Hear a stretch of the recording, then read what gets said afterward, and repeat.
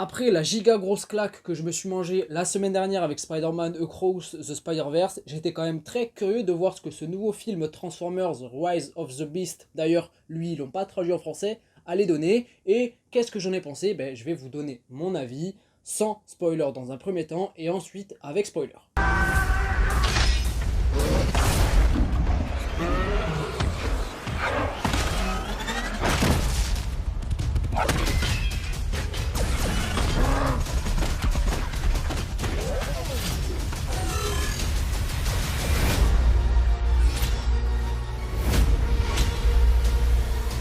A titre personnel, je suis un grand fan de la saga Transformers, aujourd'hui beaucoup moins qu'à une époque, mais il y a toujours cette flamme d'enfant en moi qui me fait apprécier cette saga. Le dernier film estampillé Transformers The Last Night m'était resté en travers de la gorge, je n'avais tellement pas apprécié ce film que je n'étais pas parti voir Bumblebee l'année d'après, grossière erreur de ma part, puisque ça a été tout simplement un opus assez rafraîchissant par rapport à l'univers, avec un délire assez summer movie des années 80 qui passait plutôt bien, et permettait d'apporter un certain renouveau encore une fois par rapport à cette saga. Et verdict par rapport à ce Transformers Rise of the Beast, qui est du coup la suite directe à Bumblebee.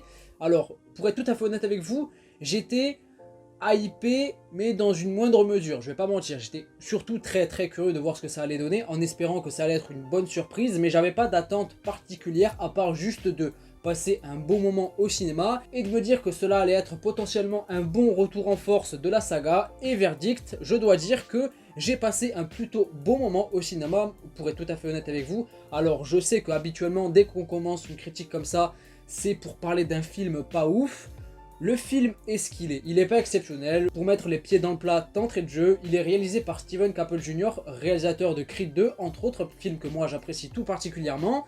Niveau cinématographie, mise en scène par rapport à la forme, etc., c'est sympathique. On va surtout retenir les scènes d'action qui sont assez épiques, sont assez soignées, on va dire, entre guillemets, avec des effets spéciaux solides aujourd'hui en 2023, même si les films Transformers de Michael Bay sortis à l'époque ne sont toujours pas enterrés. Niveau qualité d'effets spéciaux, c'est toujours une dinguerie. Et ce nouveau film Transformers ne, on va dire, passe pas la barre à un niveau au-dessus. Mais on va dire des scènes de combat assez propres, généreuses, surtout par rapport au combat final. Niveau mise en scène, le reste du film, on va pas se mentir que ça casse pas trois pattes à un canard, mais ça fait quand même le café. Petite déception pour le coup au niveau de la musique qui est, je trouve, trop zef, trop oubliable quand on sort de la séance, mis à part à la toute fin, sans véritablement spoiler ce qui s'y passe. Là où par contre le film va comporter ses plus gros défauts entre guillemets, après cela va varier selon les goûts et l'interprétation surtout de chacun, eh bien c'est tout simplement l'histoire. Après, est-ce qu'on va véritablement voir un film Transformers au cinéma pour son histoire? Pas vraiment, on va pas se mentir, mais elle est pas folichonne. Elle reste assez simple et efficace entre guillemets. Elle fait le café, assez plate sur la grosse partie du long métrage, même parfois assez prévisible par moment. Des dialogues qui te prennent un petit peu la main par moment. Ça manque de subtilité on va dire, mais en ce qui me concerne à titre personnel, ça ne m'a pas forcément trop dérangé. Par contre, j'ai ressenti des petits moments assez émotionnels et chaleureux entre les différents personnages. Par rapport justement aux personnages, il y en a assez qui sont sympas, attachants on va dire, d'autres plutôt osef, voire même carrément oubliables, et je dirais même que pour certains, sans trop spoiler encore une fois, certains sont assez sous-exploités et je trouve ça assez dommage. Il y a quelques facilités par-ci par-là et même carrément un côté assez what the fuck par rapport à ce qui se passe, notamment à la fin par rapport à un perso, sans rentrer dans les détails encore une fois, je vais essayer. Après, je dois dire que c'est quand même l'histoire, enfin du moins le film Transformers qui met le plus en avant les robots. C'est sans doute le film, à vrai dire, qui comporte, on va dire, les éléments centraux, véritablement centrés sur les robots au sens large. Il n'y a plus du tout le délire assez militarisé, entre guillemets, des humains, qui était surtout présent dans les films de Michael Bay, qui était toujours là. C'était assez relou par moments où on voulait que savoir ce qui se passait par rapport aux robots, etc. Là, il n'y a pas du tout ça. L'aspect humain est assez secondaire, je dirais quand même. Ils sont assez importants par rapport aux personnages principaux, hein, notamment que ce soit celui incarné par Anthony Ramos qui s'appelle Noah, qui est sympathique, je dois dire, même l'acteur est plutôt bon. J'ai hâte de voir ce qu'il va donner dans le MCU du côté de la série Ironheart, mais ça va, il a un capital sympathie assez intéressant, on va pas se mentir.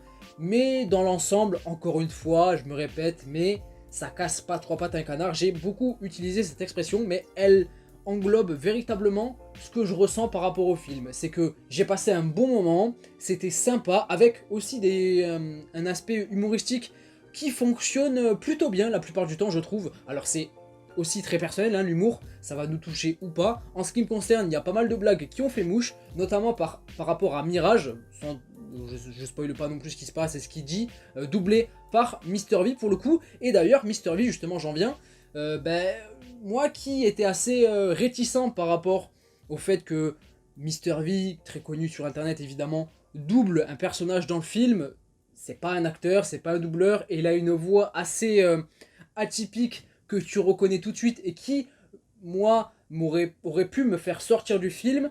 Sur les 5 premières minutes, c'est compliqué à s'y faire, franchement, on entend Mr V et on a du mal à prendre la chose au sérieux, mais je dois dire que, alors je sais pas si c'est parce que sa voix a été légèrement modifiée par rapport au robot, hein, elle a été robotisée un minimum, c'est évident, mais je trouve que plus le film avance et plus on se fait à la voix, et Mr V, je dois dire que certes c'est pas un acteur ou un doubleur, encore une fois, mais il s'est quand même prêté au jeu, je trouve. Il n'a pas simplement lu son texte sur un papier et enregistré le délire comme ça. Il s'est vraiment imprégné de certaines intonations par rapport à ce qu'il se passait dans le film. Voilà, en variant sa voix, son intonation pour correspondre au film. Enfin bref, vous avez compris, un travail de doubleur basique et simple, assez sommaire, on va pas se mentir. Mais je trouve que justement, il s'est un petit peu plus prêté au jeu.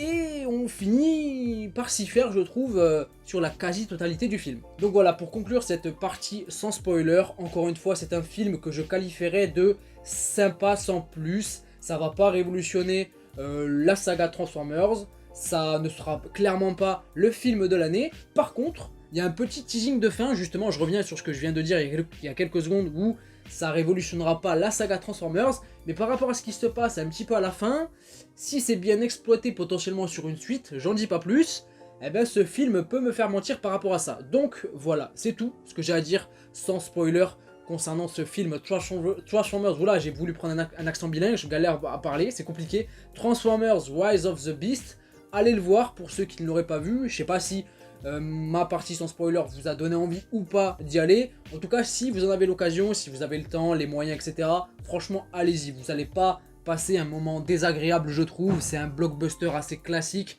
assez caricatural et même par moment. Mais c'est la saga Transformers qui est comme ça. Après, soit ça nous plaira, soit ça nous plaira pas. Ça dépend des attentes et les goûts et les couleurs de chacun, évidemment. Mais en tout cas, si vous avez la possibilité de vous forger votre propre avis, allez le voir et ensuite revenez voir la deuxième partie de cette vidéo qui sera 100% spoiler et on y va tout de suite.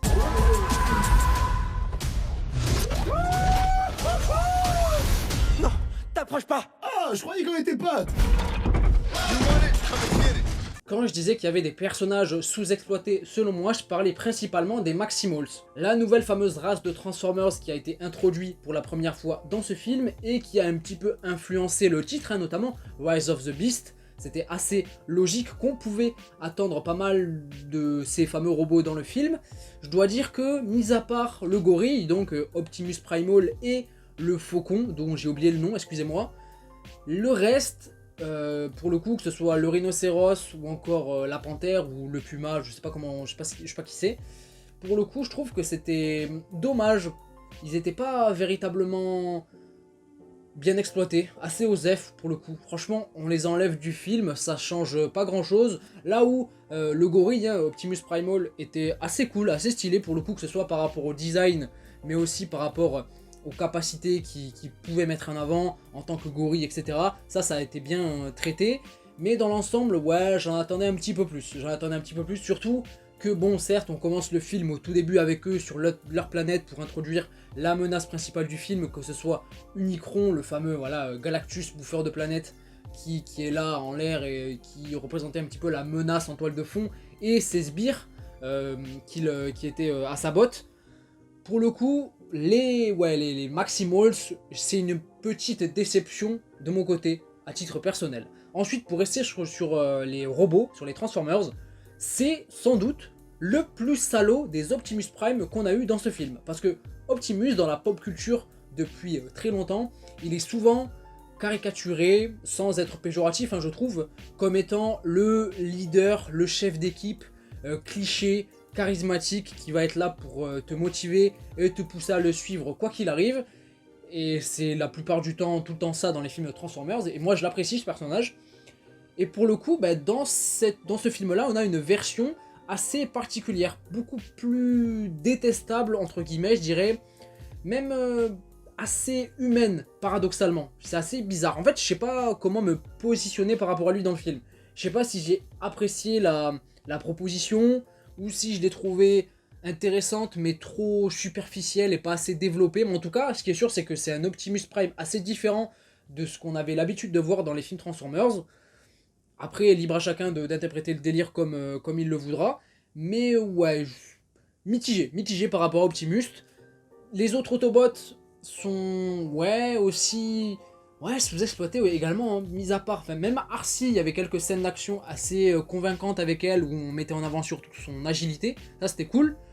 En fait, celui qui va vraiment être au premier plan, je trouve, en dehors de Optimus, parce que ça reste quand même Optimus, et il a un certain sentiment dans le film lié indirectement, enfin du moins parallèlement avec Noah, donc le personnage incarné par Anthony Ramos, qui était assez, pas non plus très original, mais sympathique on va dire, mais surtout le robot que j'ai kiffé pour le coup, et je m'attendais pas à autant l'apprécier, ben, c'est Mirage tout simplement, doublé par Mr. V, du coup, j'ai adoré ce personnage. Niveau en termes d'humoristique, enfin d'humour pardon, c'est plus français, il était assez sympathique, il avait de bonnes punches, c'était assez cool.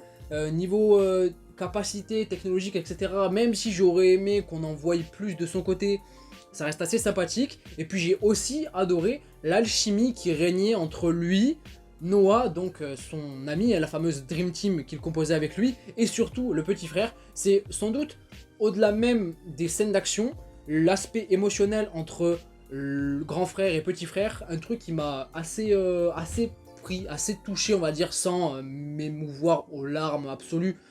Restons assez calmes, mais c'est un truc que j'ai pas mal apprécié, qui m'a un petit peu touché à titre vraiment personnel, mais ça c'est que moi évidemment, et ça m'a plutôt plu. Après c'était pas non plus hyper original, assez prévisible, etc., mais ça allait, je trouve, ça faisait le café. Mais voilà.